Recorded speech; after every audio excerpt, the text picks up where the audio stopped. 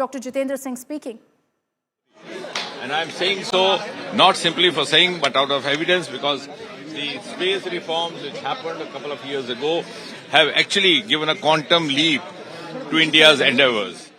Just to give it a thought, India's space agency ISRO was established in the year 1969 when NASA landed first human being on the surface of Moon, Neil Armstrong. But today, we landed on the southern pole of Moon through Chandrayaan before anybody else, and today we are collaborating with NASA in an equal measure, in an equal platform. So India is no longer a follower, it is actually an equal partner.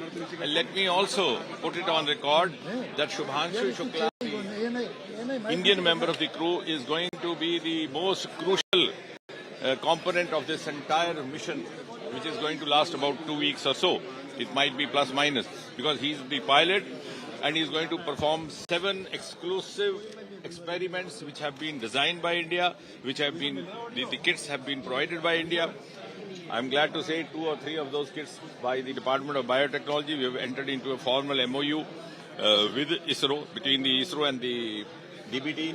Then there are kits provided by some of the IITs, kits provided by the Indian Institute of Sciences, which in other words means that the Indian partner in this entire mission is going to perform experiments related to microgravity, which are going to be of utility to even those agencies which started their space journey much, much earlier than us, including NASA. So this is a moment where India has come of age.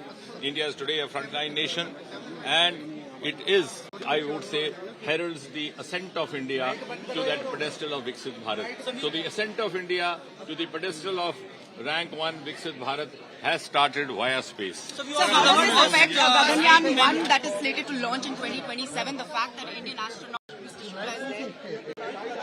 You know, actually the 4 astronauts had already been undergoing training for Gaganyaan. One of them was Shubhanshu Shukla, the other one was Group Captain Nair, Group Captain Angad, Group Captain Krishna, and then suddenly this happened actually, and I'm glad to say that the suggestion and the offer to have an Indian astronaut on board came from their side when Prime Minister Modi was on a visit to DC, Washington DC, and was having parleys with the then President Biden.